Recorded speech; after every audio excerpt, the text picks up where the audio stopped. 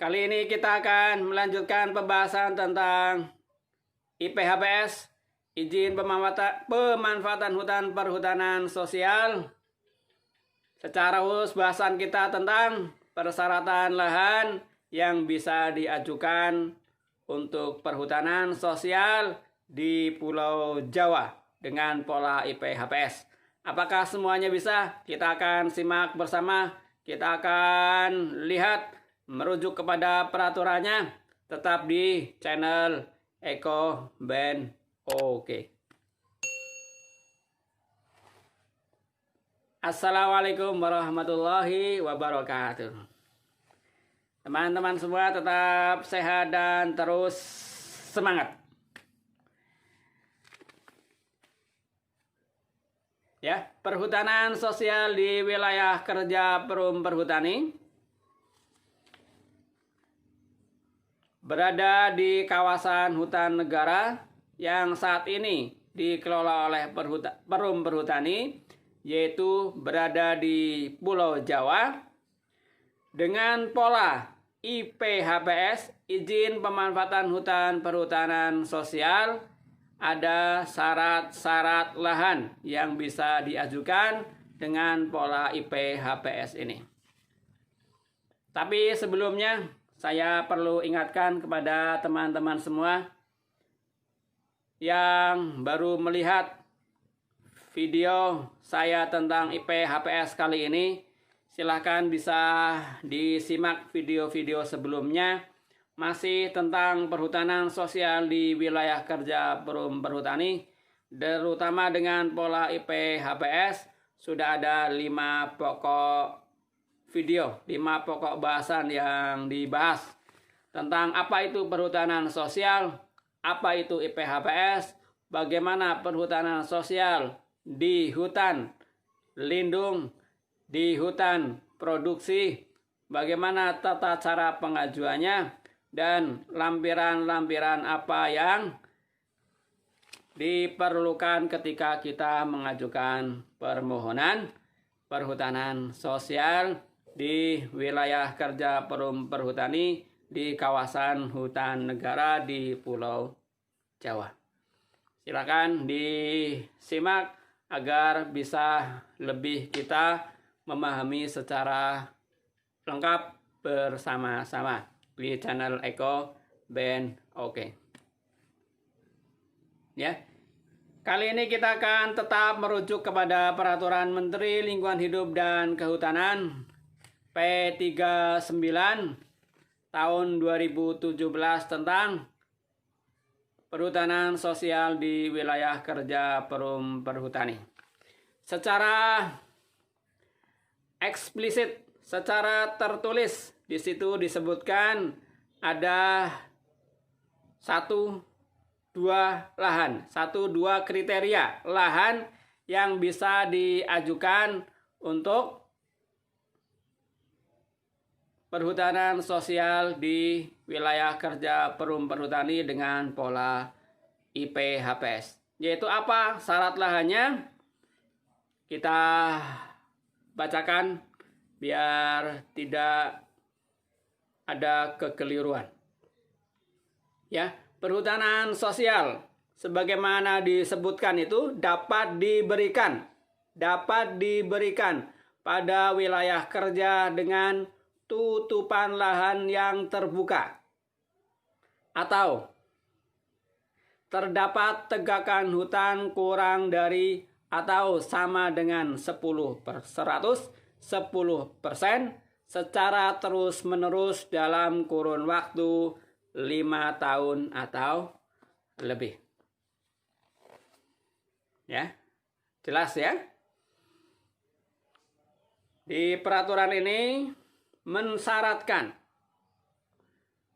lahan perhutani yang bisa diajukan untuk IPHPS, izin pemanfaatan hutan perhutanan sosial,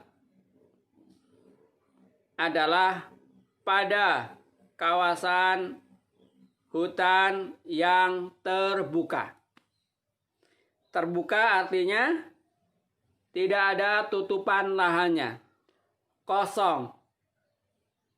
ya dapat dikatakan gundul, ya. Ya, kalaupun ada tutupan lahannya,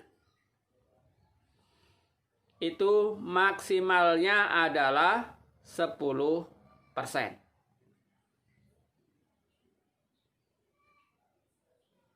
Ya, atau kurang dari 10%. Ini lahan yang bisa diajukan dengan pola IP-HPS.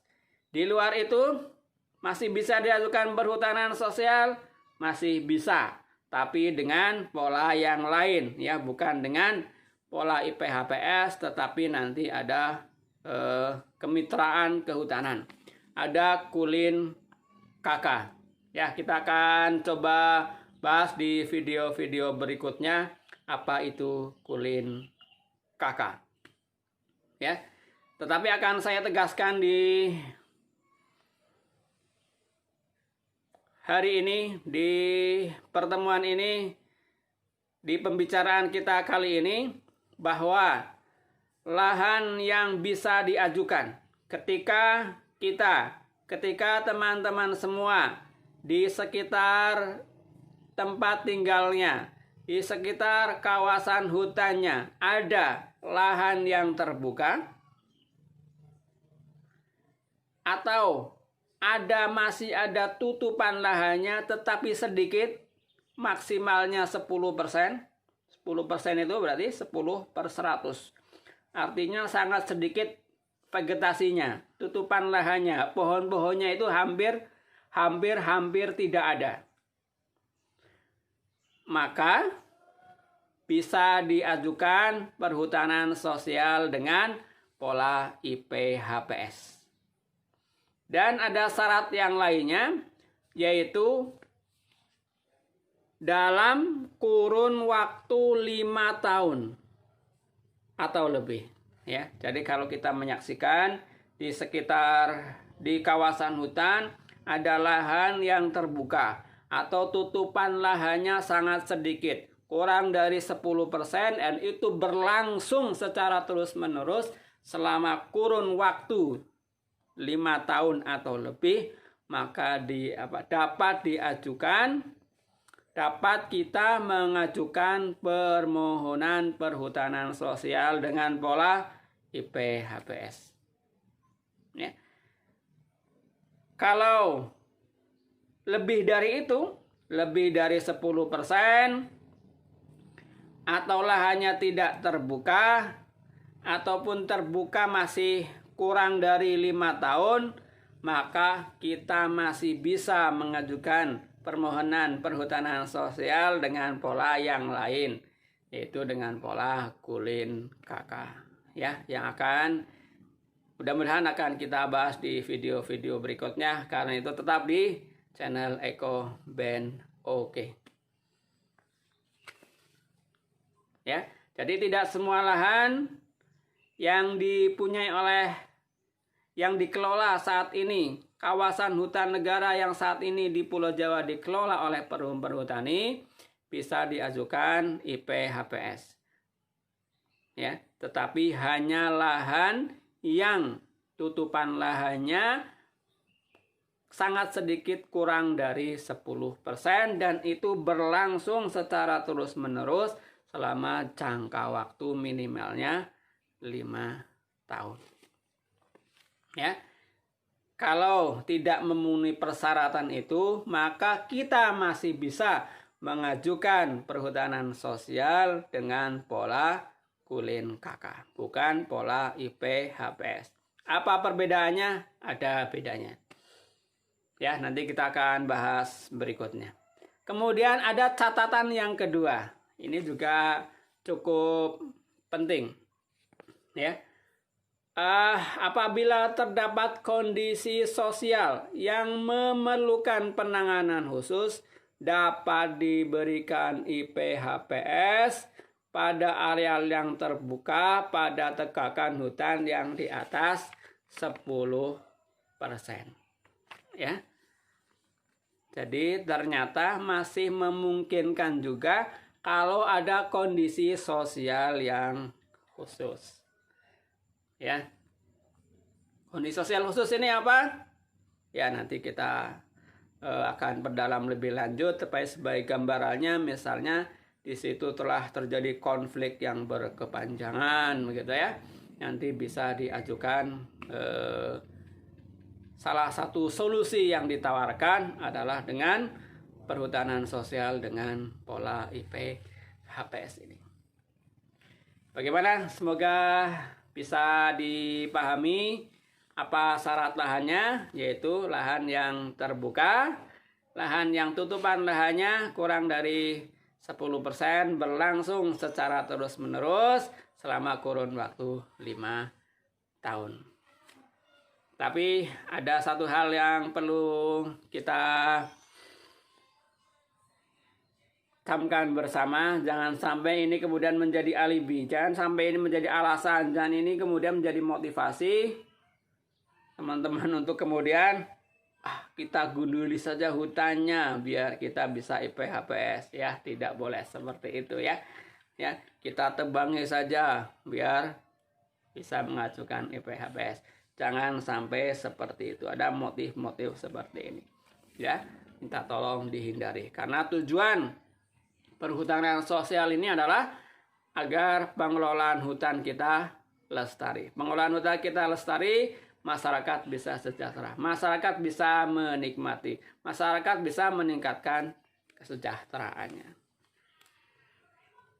Demikian teman-teman semua, mudah-mudahan bermanfaat